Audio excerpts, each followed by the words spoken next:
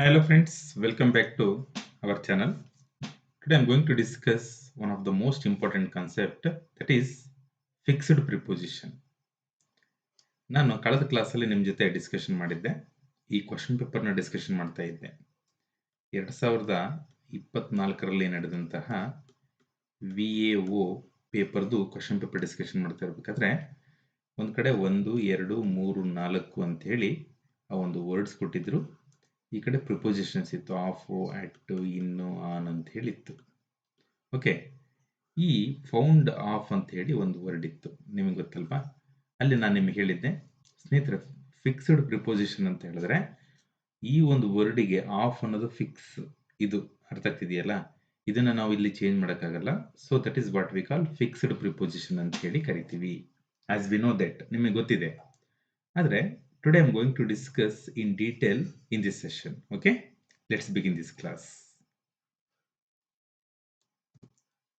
ನೋಡಿ, ಗುಡ್ ಅನ್ನೋ ಒಂದು ವರ್ಡ್ ಇದೆ, ಗುಡ್ ಅನ್ನೋ ವರ್ಡು ಅಥವಾ ಬ್ಯಾಡ್ ಅನ್ನೋ ವರ್ಡ್ ಇದೆ.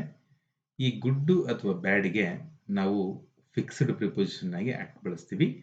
ಯಾವಾಗಲೂ ಕೂಡ ಇವು ಬಂದಾಗ, ಅಕಸ್ಮಾತ್ ನೆಕ್ಸ್ಟ್ ಎಕ್ಸಾಮಲ್ಲಿ ಈ ಥರದ್ದು ಕೊಟ್ಟರೆ, ಗುಡ್ ಅಂತ ಕೊಟ್ಟರೆ ಅದರ ಮುಂದ್ಗಡೆ ಅಟ್ ಅಂತ ನೀವು ಬರೀಬೇಕಾಗತ್ತೆ, ಗುಡ್ ಅಟ್. ಅಥವಾ ಬ್ಯಾಡ್ ಅಂತ ಕೊಟ್ಟರೆ ಅಟ್ ಅಂತ ಬರೀಬೇಕಾಗತ್ತೆ. ಯಾಕೆ ಅಂತ ಹೇಳಿ ಇವಾಗ ನೋಡೋಣ. ನೋಡಿ, ಗುಡ್ ಅಟ್ ಅಂತ ಹೇಳಿದ್ರೆ ನಿಪುಣ, ನಿಪುಣ ಅಥವಾ ಆ ಸ್ಕಿಲ್ ಇರ್ತಕ್ಕಂತಹ ವ್ಯಕ್ತಿ, ಸ್ಕಿಲ್ಫುಲ್ ಮ್ಯಾನ್ ಅಂತ ಹೇಳಿ ಕರಿತೀವಿ. ಸ್ಕಿಲ್ಫುಲ್ ಮ್ಯಾನ್ ಅಂತ ಹೇಳಿ ಕರಿತೀವಿ. ಅವನು ಆ ಒಂದು ಸ್ಕಿಲ್ಫುಲ್, ಆ ಒಂದು ಸ್ಕಿಲ್ ಇದೆ ಅಂತ ಹೇಳಿ. ನೋಡಿ, ಮೀನಿಂಗ್ ಏನಪ್ಪಾ ಅಂತ ಹೇಳಿದ್ರೆ ಸ್ಕಿಲ್ ಅಥವಾ ಎಬಿಲಿಟಿ. ಅರ್ಥ ಆಗ್ತಿದೆಯಾ? Example, she is good at English ಅಂದ್ರೆ ಅವಳು ಇಂಗ್ಲಿಷ್ನಲ್ಲಿ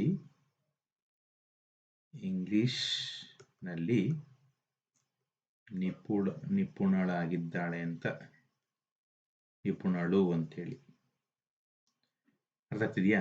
ಬ್ಯಾಡ್ ಅಟ್ ಅಂತ ಹೇಳಿದ್ರೆ ನೋಡಿ, ದುರ್ಬಲ ಅಥವಾ ಲ್ಯಾಕ್ ಆಫ್ ಸ್ಕಿಲ್, ಆ ಒಂದು ಸ್ಕಿಲ್ ಇಲ್ಲ ಅವಳಿಗೆ ಅಂತೇಳಿ ಬ್ಯಾಡ್ ಅಟ್ ಅಂತ ಹೇಳಿ ಕರಿತೀವಿ. ಈಸ್ ಬ್ಯಾಡ್ ಅಟ್ ಮ್ಯಾಥ್ಸ್, ಅವನು ಗಣಿತದಲ್ಲಿ ದುರ್ಬಲ ಅಂತೇಳಿ, ದುರ್ಬಲ ಅನ್ನೋ ಅರ್ಥವನ್ನು ಪಡೆದುಕೊಳ್ಳುತ್ತೆ.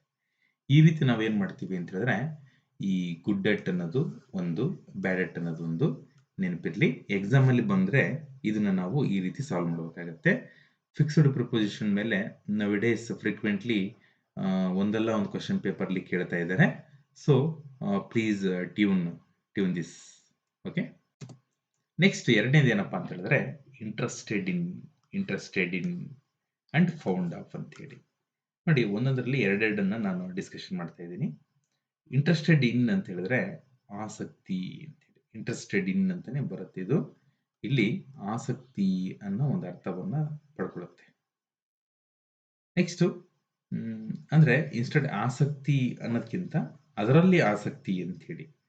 ಫೌಂಡ್ ಆಫ್ ಅಂತ ಹೇಳಿದ್ರೆ ಇಷ್ಟಪಡೋದು, ಫೌಂಡ್ ಆಫ್ ಅಂತ ಹೇಳಿದ್ರೆ ಇಷ್ಟಪಡೋದು, ಫೌಂಡ್ ಆಫ್ ಅಂತ ಹೇಳಿ, ಫೌಂಡ್ ಅಲ್ಲ, ಫೌಂಡ್ ಆಫ್ ಅಂತ ಹೇಳಿ. ನೆಕ್ಸ್ಟ್ ಇಲ್ಲಿ ನೋಡಿ, ಇಲ್ಲಿ ಇಂಟ್ರೆಸ್ಟೆಡ್ ಇನ್ ಅಂತ ಇದೆಯಲ್ಲ, ಹ್ಯಾವಿಂಗ್ ಇಂಟ್ರೆಸ್ಟೆಡ್ ಇನ್ ಸಮಥಿಂಗ್ ಅಂದ್ರೆ ಅದನ್ನ ಹೊಂದೋದ್ರಲ್ಲಿ ಆಸಕ್ತಿ ಇದೆ ಅಂತ ಅರ್ಥ. ಅದನ್ನ ಹೊಂದೋದ್ರಲ್ಲಿ ಆಸಕ್ತಿ ಇದೆ ಅಂತ ಅರ್ಥ ಬರುತ್ತೆ. I am interested in music, ನನಗೆ ಮ್ಯೂಸಿಕ್ ನಲ್ಲಿ ಆಸಕ್ತಿ ಇದೆ ಅನ್ನೋ ಅರ್ಥವನ್ನ ಪಡ್ಕೊಳ್ಳುತ್ತೆ. ಸೊ ಯಾವಾಗಲೂ ಕೂಡ ಇಂಟ್ರೆಸ್ಟೆಡ್ ಬಂದ್ಮೇಲೆ ಅದರ ಪಕ್ಕದಲ್ಲಿ ಇನ್ ಇರಬೇಕು, ನೆನಪಿರ್ಲಿ. ನೆಕ್ಸ್ಟ್ ಫಾಂಡ್ ಆಫ್ ಬಂದಾಗ ಏನ್ ಬರುತ್ತೆ ಅಂತ ಹೇಳಿ ನೋಡಿ. ಫಾಂಡ್ ಆಫ್ಗೆ ಇಲ್ಲಿ having A liking for something ಅಂತ ಹೇಳಿ ಅರ್ಥ ಬರುತ್ತೆ. ಇಷ್ಟಪಡುವ ಅನ್ನೋ ಅರ್ಥ ಬರುತ್ತೆ. ಏನ್ ಬರುತ್ತೆ? ಇಷ್ಟಪಡುವ ಅರ್ಥ ಬರುತ್ತೆ. She is fond of flower, ಅವಳಿಗೆ ಫ್ಲವರ್ ಅಂದ್ರೆ ಇಷ್ಟಪಡ್ತಾಳೆ ಅನ್ನೋ ಒಂದು ಅರ್ಥವನ್ನ ಇದು ಪಡ್ಕೊಳ್ಳುತ್ತೆ. ನೆಕ್ಸ್ಟ್ ಅಫ್ರೈಡ್ ಆಫ್ ನೋಡಿ, ಅಫ್ರೈಡ್ ಬಂದ್ಮೇಲೆ ಅದ್ರ ಪಕ್ಕ ಆಫ್ ಬರಬೇಕು. ಅಫ್ರೈಡ್ ಆಫ್, ಪ್ರೌಡ್ ಆಫ್ ಅನ್ನೋ ಒಂದು ಅರ್ಥ ಬರುತ್ತೆ. ನೋಡಿ, ಅಫ್ರೈಡ್ ಆಫ್ ಅಂತ ಹೇಳಿದ್ರೆ ನೋಡಿ, ಫೀಲಿಂಗ್ ಫಿಯರ್ ಅಂದ್ರೆ ಅದನ್ನ ನೋಡಿ ಭಯ ಅಂತ ಹೇಳಿ, ಭಯ ಪಡೋದು, feeling fear. Is afraid of dogs. ಅವನಿಗೆ ನಾಯಿಗಳು ನೋಡಿದ್ರೆ ಹೆದರಿಕೆ ಆಗುತ್ತೆ.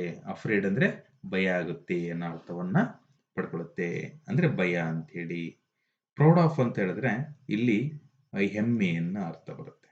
ಹೆಮ್ಮೆ, ಅದರ ಬಗ್ಗೆ ಹೆಮ್ಮೆ. Okay, meaning feeling pride. ಇದು ಫೀಲಿಂಗ್ ಫಿಯರ್, ಇದು feeling pride. We are proud of our country.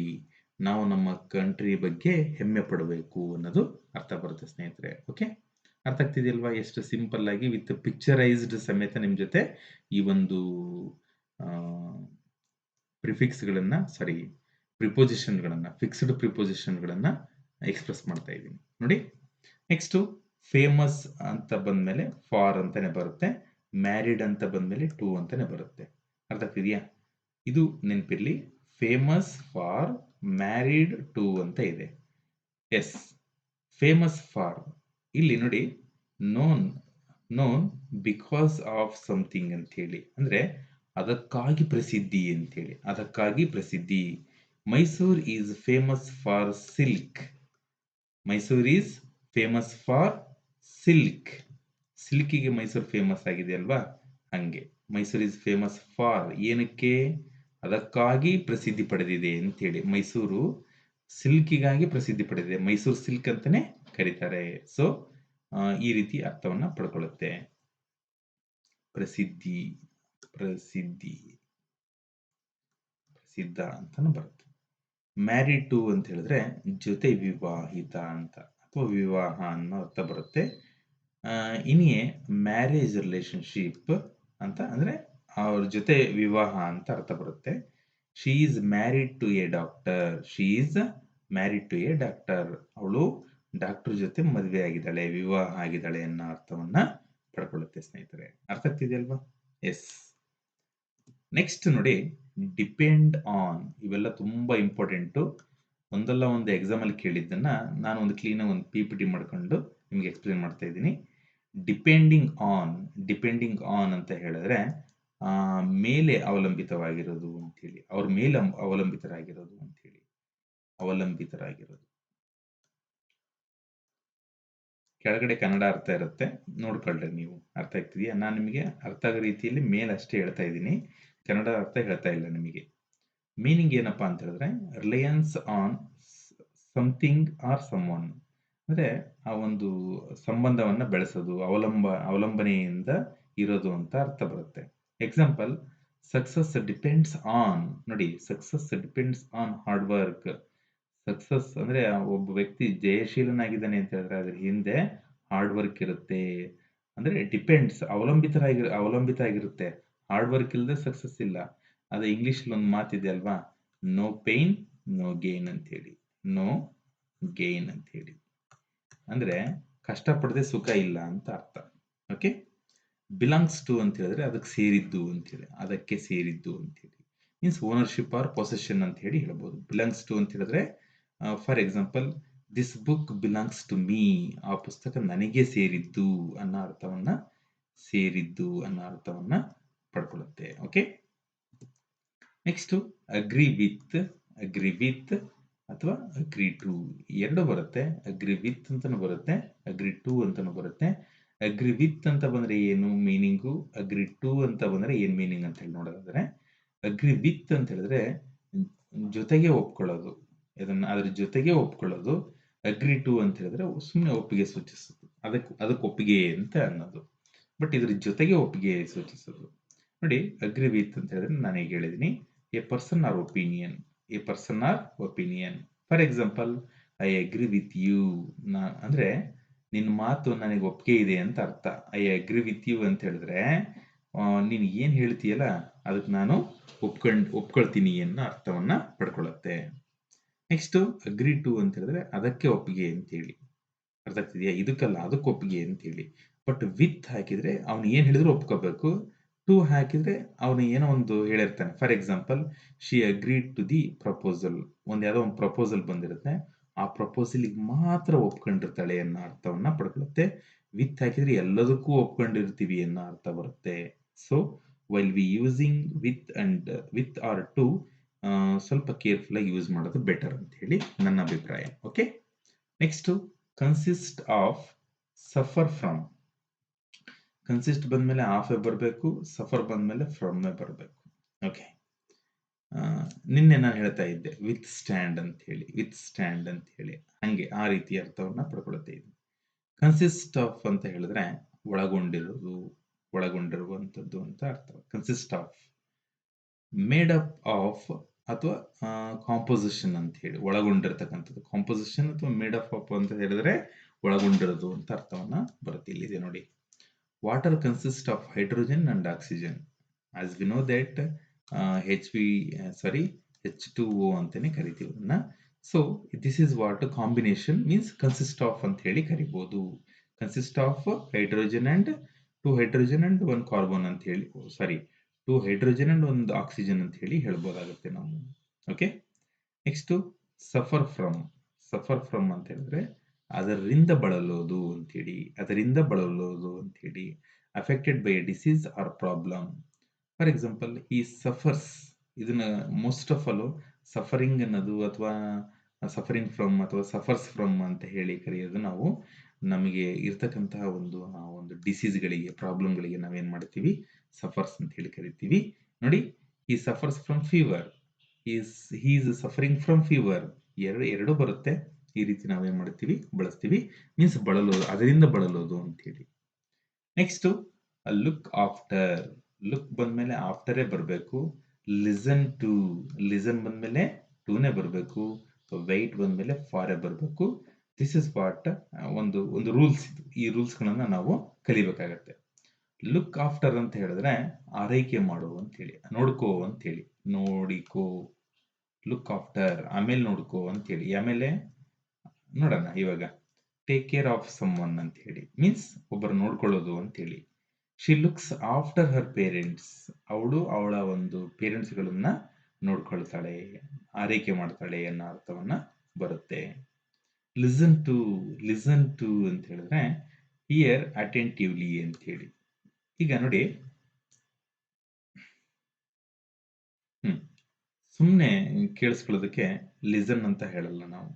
Listen to me ಅಂತೀನಿ. ಲಿಸನ್ ಟು ಮೀ ಅಂತ ಹೇಳಿದ್ರೆ ಏನು, ಹಿಯರ್, ಹಿಯರ್, ಹಿಯರ್ ಅಂದ್ರೆ ಕೇಳಿಸ್ಕೋ ಅಂತ ಹೇಳಿ. ಹಿಯರ್ ಅಂದ್ರೆ ಕೇಳಿಸ್ಕೋ ಅಂತ ಹೇಳಿ. ಆದ್ರೆ ಹಿಯರ್ ಅಂದ್ರೆ ಗಮನ ಇಟ್ಟು ಕೇಳಿಸ್ಕೊಳ್ಳೋದಲ್ಲ, ಗಮನವಿಟ್ಟು ಕೇಳಿಸ್ಕೊಳ್ಳೋದಲ್ಲ, ಸುಮ್ಮನೆ ಕೇಳಿಸ್ಕೊಳ್ಳೋದು. ಬಟ್ ಲಿಸನ್ ಅಂತ ಹೇಳಿದ್ರೆ ಗಮನ ಇಟ್ಟು ಕೇಳಿಸ್ಕೋಬೇಕು, ಅಂದ್ರೆ ಕಿವಿಗೊಡೋದು, ಗಮನವಿಟ್ಟು ಕೇಳಿಸ್ಕೋಬೇಕು ಅಂತ ಅರ್ಥವನ್ನ ಬರ್ತಿದೆ. ಲಿಸನ್ ಟು ಯುವರ್ ಟೀಚರ್, ನಿಮ್ಮ ಟೀಚರ್ ಅನ್ನ, ಅಂದ್ರೆ ನಿಮ್ಮ ಟೀಚರ್ ಕಡೆ ಗಮನ ಕೊಡುವನ್ನ ಅರ್ಥವನ್ನ ಬರುತ್ತೆ ಲಿಸನ್ ಅಂತ ಹೇಳಿದ್ರೆ. Okay, wait for, wait for ನೋಡಿ, ಅಕ್ಸೆಪ್ಟ್ ಅಥವಾ wait something or someone ಅಂತ ಹೇಳಿ ಅರ್ಥ ಬರುತ್ತೆ. We are waiting for, we are waiting for the bus, ನಾವು ಬಸ್ಸಿಗಾಗಿ ಕಾಯ್ತಾ ಇದ್ದೀವಿ ಅರ್ಥವನ್ನ, ಬಸ್ಸಿಗಾಗಿ ಕಾಯುವುದು. Waiting, wait for or waiting for ಅನ್ನೋ ಅರ್ಥವನ್ನ ಇದು ಪಡ್ಕೊಳ್ಳುತ್ತೆ, ಬಸ್ಸಿಗಾಗಿ ಕಾಯುವುದು. ಓಕೆ, ಅರ್ಥ ಆಗ್ತಿದೆಯಲ್ವಾ? ಎಸ್, ವೆರಿ ಸಿಂಪಲ್ ಆಗಿದೆ. ಒಂದು ನೋಟ್ಸ್ ಮಾಡ್ಕೊಳ್ಳಿ, ಎಕ್ಸಾಮಿಗೆ ತುಂಬಾ ಹೆಲ್ಪ್ ಆಗುತ್ತೆ.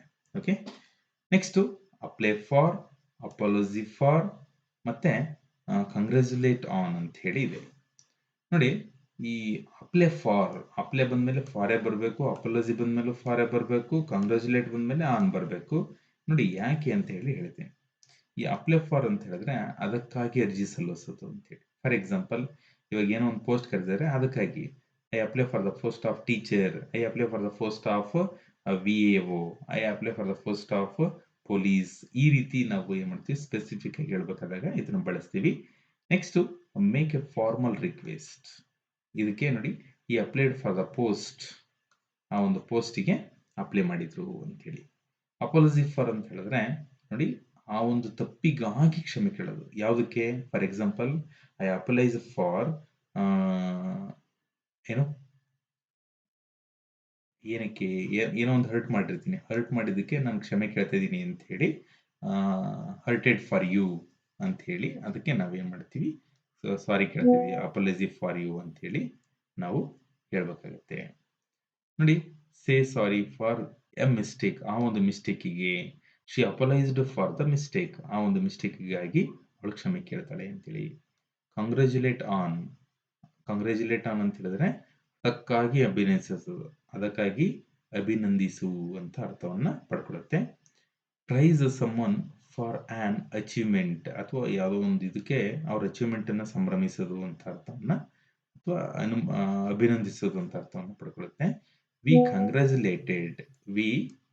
Congratulated him on his success. ನಾವು ಅವನ ಒಂದು ಸಕ್ಸಸ್ಸಿಗೆ ನಾವೇನ್ ಮಾಡಿದ್ವಿ ಅಂತ ಹೇಳಿದ್ರೆ ಅಭಿನಂದಿಸಿದ್ವಿ ಅನ್ನೋ ಅರ್ಥವನ್ನ ಬರುತ್ತೆ.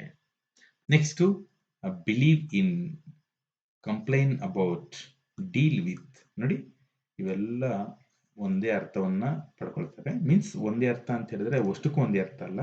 ಬಿಲೀವ್ ಇನ್ ಅಂತ ಹೇಳಿ, ಕಂಪ್ಲೈನ್ ಅಬೌಟ್ ಅಂತ ಹೇಳಿ, ಡೀಲ್ ವಿತ್ ಅಂತ ಹೇಳಿ. ಬಿಲೀವ್ ಇನ್ ಅಂತ ಹೇಳಿದ್ರೆ ಅದರಲ್ಲಿ ನಂಬಿಕೆ ಇಡೋದು. For example, have faith in something, I believe in honesty.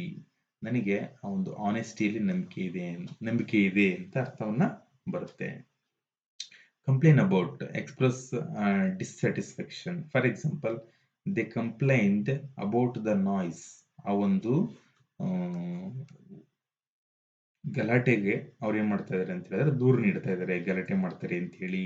Deal with, handle or situation or person ಅಂತ ಹೇಳಿ. ಈ ಡೀಲ್ಸ್ ವಿತ್ ಕಸ್ಟಮರ್ಸ್, ಅವನು ಅವರ ಕಸ್ಟಮರ್ ಜೊತೆ ವ್ಯವಹರಿಸುವುದು ಅನ್ನೋ ಅರ್ಥವನ್ನ ಪಡ್ಕೊಳ್ಳುತ್ತೆ ಸ್ನೇಹಿತರೆ.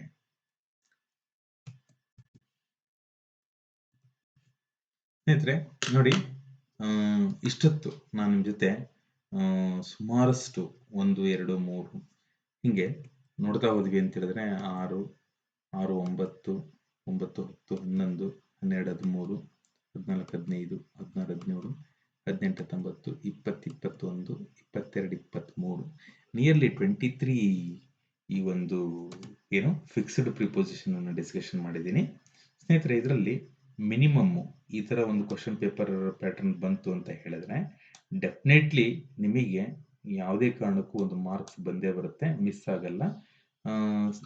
ಸ್ನೇಹಿತರೆ ಇನ್ನೊಂದು ಹೇಳಕ್ ಇಷ್ಟಪಡ್ತಾ ಇದ್ದೀನಿ, ಡಿಸ್ಕ್ರಿಪ್ಟಿವ್ ರೇಟಿಂಗ್ ತೆಗೆದ್ರು ಅಂತ ಹೇಳಿ ಎಲ್ಲ ತುಂಬಾ ಖುಷಿ ಪಡ್ತಾ ಇದ್ರಿ. ಓಕೆ, ಇರ್ಲಿ. ಆದರೆ ನಿಮಗೆ ಈ ಒಂದು ಇಂಗ್ಲಿಷ್ನ ಡೆಪ್ತ್ ಕಲ್ತ್ರಿ ಅಂತ ಹೇಳಿದ್ರೆ ಡೆಫಿನೆಟ್ಲಿ ಇದೆಲ್ಲ ಮತ್ತೆ ಮುಂದೆ ಏನೇ ಒಂದು ಬರೆದ್ರು ಕೂಡ ಯೂಸ್ ಆಗುತ್ತೆ ಅಂತ ಹೇಳ್ತಾ ಇದೇ ರೀತಿ ನಿಮ್ಮ ಒಂದು ಕೋಆಪರೇಷನ್ ಇರಲಿ. ನನ್ನ ವಿಡಿಯೋ ನಿಮಗೆ ಇಷ್ಟ ಆಗಿದ್ರೆ ನಿಮ್ಮ ಸ್ನೇಹಿತರಿಗೆಲ್ಲ ಕಳಿಸಿ, ಅವ್ರಿಗೂ ಕೂಡ ನಮ್ಮ ಒಂದು ಚಾನಲ್ಗೆ ಜಾಯ್ನ್ ಆಗಕ್ಕೆ ಹೇಳಿ, ಸಬ್ಸ್ಕ್ರೈಬ್ ತಗೊಳಕ್ಕೆ ಹೇಳಿ. ಸಬ್ಸ್ಕ್ರೈಬ್ ಮಾಡಿಕೊಂಡು ನಮ್ಮ ಯೂಟ್ಯೂಬ್ ಚಾನಲ್ ಬರ್ತಕ್ಕಂಥ ಎಲ್ಲ ವಿಡಿಯೋಸ್ಗಳನ್ನು ಕೂಡ ಎಂಜಾಯ್ ಮಾಡಕ್ಕೆ ಹೇಳಿ. ಮತ್ತೆ ಇನ್ನೊಂದು ಏನಪ್ಪಾ ಅಂತ ಹೇಳಿದ್ರೆ, ನಾನು ನಿಮಗೆ ಪ್ರತಿದಿನ ಈ ಒಂದು ಶಾರ್ಟ್ಸ್ ಮತ್ತೆ ಪೋಸ್ಟ್ಗಳಲ್ಲಿ ನಿಮಗೆ ಇಂಗ್ಲಿಷ್ನ ಕ್ವಶನ್ಗಳನ್ನು ಹಾಕ್ತಾ ಇದ್ದೀನಿ, ಅದಕ್ಕೆ ಆನ್ಸರ್ ಮಾಡಿ ಅಂತ ಹೇಳ್ತಾ ಮತ್ತೆ ಏನೇ ಡೌಟ್ಸ್ ಇದ್ರೂ ಕೂಡ ಕಮೆಂಟ್ ಬಾಕ್ಸ್ ಅಲ್ಲಿ ಹಾಕಿ, ಅಥವಾ ಅದಕ್ಕಿಂತ ಜಾಸ್ತಿ ನಿಮ್ಗೆ ಏನೇ ಡೌಟ್ಸ್ ಇದ್ರೂ ಕೂಡ ನಾನು ನಿಮಗೆ ಒಂದು ನಂಬರ್ ಕೊಟ್ಟಿದ್ದೀನಿ, ಆ ನಂಬರ್ಗೆ ಕಾಂಟ್ಯಾಕ್ಟ್ ಮಾಡಿ ಅಂತ ಹೇಳ್ತಾ ನಮಸ್ತೆ ಸ್ನೇಹಿತರೆ, ಧನ್ಯವಾದಗಳು.